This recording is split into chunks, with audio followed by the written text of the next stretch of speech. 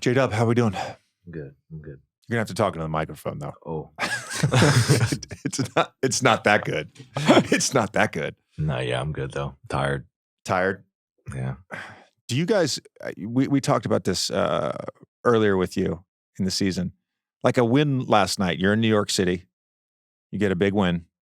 Do you guys go out? Is there a table waiting for you somewhere? I'm gonna speak for myself. I got in the ice tub, and actually, no, we went out to eat yesterday. Okay. We ate at Carbone, and then I got in the ice tub that was already set, and then I got in Normatec, and I fell asleep in Normatec. Good for you. Yeah. Good for you.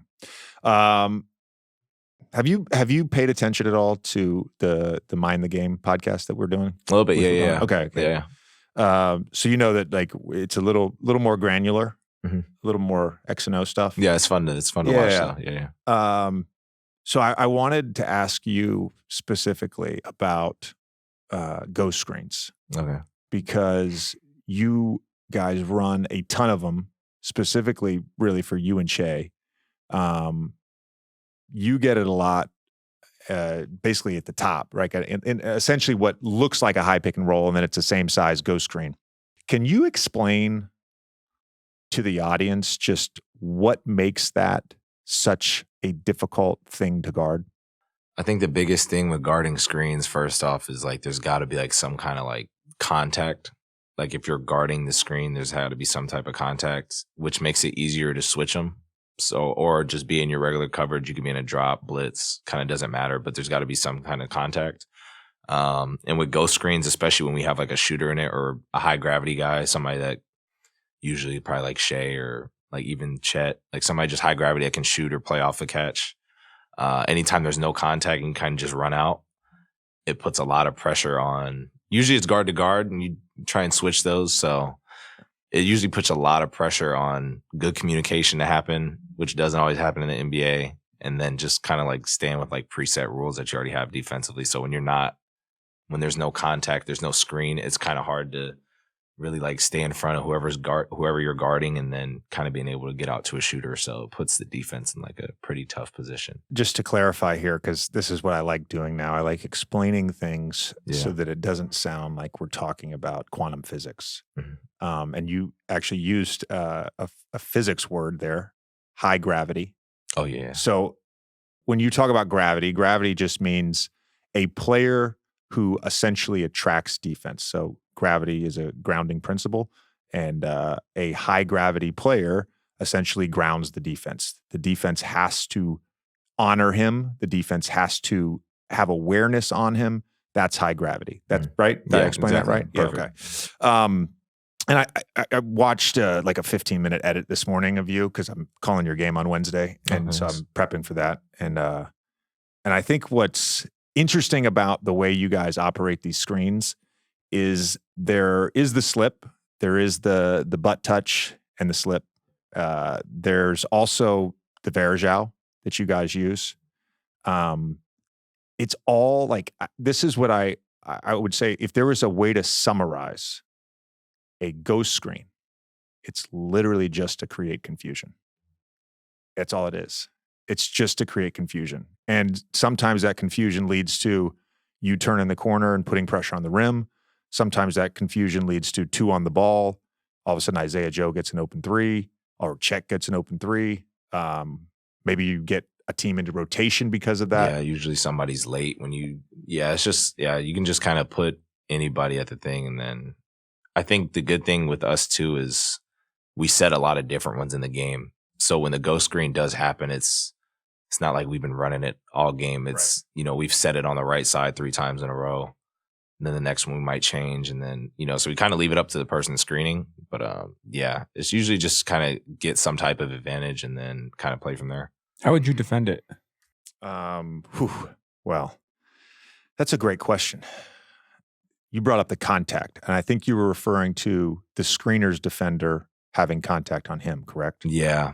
Yeah, and I think that it starts with that. Like you have to have contact. And sometimes, by the way, it's not always easy because I don't know how much you guys do this, but like there are times where a 5-man will set a pin down on a shooter So you're not switching that. So when the pin down happens, if you're chasing, you've already lost contact. Now all of a sudden, Duncan Robinson has a head of steam running into the screen, and he can set it, he can flip it, he can ghost it. So it's hard to do that. It's also, like, I'll use Trey as an example. Like, if you guys are playing the Hawks, and Trey's in the lineup, obviously he's hurt right now, but you guys are playing the Hawks, they want him in a show.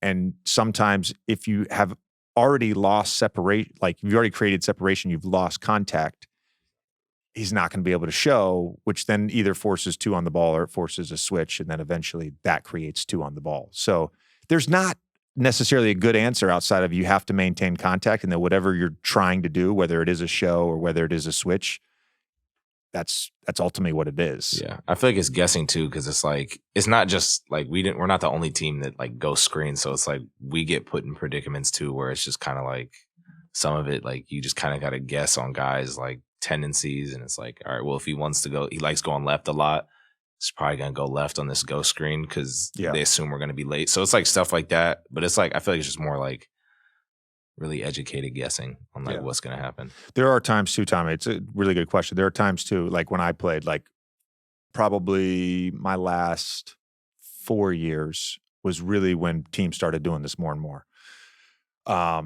And I would maintain contact. And, you know, I was a guy that got targeted. And that's ultimately why you're ghost screening, because you're bringing up one of the worst defenders, and you're trying to create some sort of confusion to get 2 on the ball or create an open driving lane. So I could sit there and I could be contact on KCP, and he's going to set a screen on LeBron. The thing is, like, he may stop and set a screen. I then have to be in position to show and hedge and then recover to KCP. So let's say he does that one time. Then he sprints into it. Now I've got my antennas up. Like, is he slipping or ghosting? And I may, all of a sudden, he may stutter step. I may start hedging. He slips it. He's got an open 3. Like, that's ultimately what makes it so hard to guard. Is it is a guessing game. Yeah, you're just kind of you're just seeing who's going to mess up during the action. A lot of it is just being ready to rotate. So whoever's next, it's like I feel like, I don't know. I feel like for everybody watching, like, you usually plan for stuff like that too. Like, it's like, all right, if we mess up the show, like, this is the rotation that needs to happen out of it. So, I mean, we do stuff like that, but it's just guessing. Yeah. Trying to be physical on it. That was something we did a lot early, where teams were just trying to like jam stuff up and bump us off spots to take more time. And then that also helps to the ghost too. It's like sometimes you can act like you're waiting on a screen and just go. So there's like little tricks to it. Yeah. What were you thinking on Shai's shot last night? I knew it was good. I'm not gonna lie. That's probably like his 3rd or 4th one from that exact spot. Right away. Yeah. We ran like, it was cool. I said it in like our post game. I was like, we've kind of ran that play during practice. We've had like different alterations of that play to get him that shot. But it was cool because we haven't really done that one up until that like drawn up timeout. That was really quick. So that was a big moment just because we've ran that a couple times in practice. So does Dagnall or the coaching staff, did they talk to you about your shot profile? Like how much communication leeway with some of the middies? I'm just curious. I don't know. They kind of let me rock out. I'm not gonna lie. Yeah. There was a shot I was shooting last year. I was shooting like a going left right hand floater off my left leg. Yep. That they hated, but I shot it at a really high clip. So it was really like one of those things they let me kind of do. But since then, I kind of just worked on being more on balance to shoot middies. So it kind of let me give me a little leadway with that. As long as it's not really like quick or something like, I think a lot of it with Mark, when we sat down and like talked about it, a lot of it was like playing with force, trying to get to the rim. And then, you know, if they do a good job with that, that's the shot that I work on. And if I can get to that, it's more not, I think in the beginning of the year, I was like getting to it. So then that's what I was relying on and not really putting pressure on the rim. So what you're saying on that is, rather than there's some guys who will dance with the basketball and all they really want to get to is that 17-footer or the 15-foot step back. Mark's telling you, try to get downhill and then let's develop sort of the counter if you can't get downhill. Yeah. That's essentially Yeah, what you're exactly. saying. Yeah. So a lot of the shots I shoot are just based off of he was in a good position where I couldn't get to the rim and I didn't have like, the next help come. So now I couldn't spray either. So now it's like, all right, I can shoot the ball now. Yeah. My last basketball question is just another just kind of explainer. So on this week's Mind the Game, we're talking about 5-out and delay, which is something we were talking before we started, just about spots and spacing and then playing concepts out of that. You guys do a very simple thing that is incredibly effective, and I want you to just explain why. So in 5-out delay, you can put the 5-man anywhere. He could be. I've seen teams put him in the right corner. You can get to a step up that way. College teams are doing this now at a 5-out. They'll put a non-shooting 5 in the opposite corner of the ball, and they'll literally swing it to him, and he'll do an uphill DHO to a shooter. I see that all the time in college now. You guys, if Chet's at the 5 at the top, will run just a little flare screen. I just seen this on Twitter. Bro. So like a 5-minute thread on Twitter about it. It's great. Yeah. But why is it so effective? I mean, a lot of things, we just talked about gravity guys. So if let's say I'm bringing the ball up the right side, there's usually somebody that can shoot on my right side and usually set like L screens, which is just a transition, come up from the corner and set a screen. So we do that enough to where teams think about it. So that guy is not really in a position to help. It's just like a little like smash screen from the wing to Chet. I think you got to be able to shoot for this to work. So shout out Chet for having a jumper. You have to be a shooting big. You have to be able to like shoot and actually make shots to do it. And Chet's shot it at a really high clip. So and then me or Shai are setting the screen. So I feel like Shai's a pretty high gravity guy to go set him. And then, it allows, I think teams are just so messed up trying not to let Chet get the open 3 or kind of deny Shai the ball to be able to get into offense. It opens up a driving lane for me to just kind of play one-on-one. But yeah, it's just like a smash screen. I think what the biggest thing is Chet can shoot. So it puts bigs in a predicament to whether or not me and Shai drive the ball so much. It's like, do I sit in the paint and kind of help there, or do I give up this 3? If the guard that's guarding the screener wants to jump out, Shai has a slip. So I think it just presents a lot of problems, but it kind of starts with being able to shoot. Yeah. I mean, I think that's the predicament. Yeah. That is the hard choice that you're forcing a defense to make. If you or Shai is bringing the ball up, what is a 5-man told to do in the scouting report? Load to the basketball. Load. Exactly. Yeah. Yeah. You gotta help build the wall, right? So he's naturally going to be off of Chet.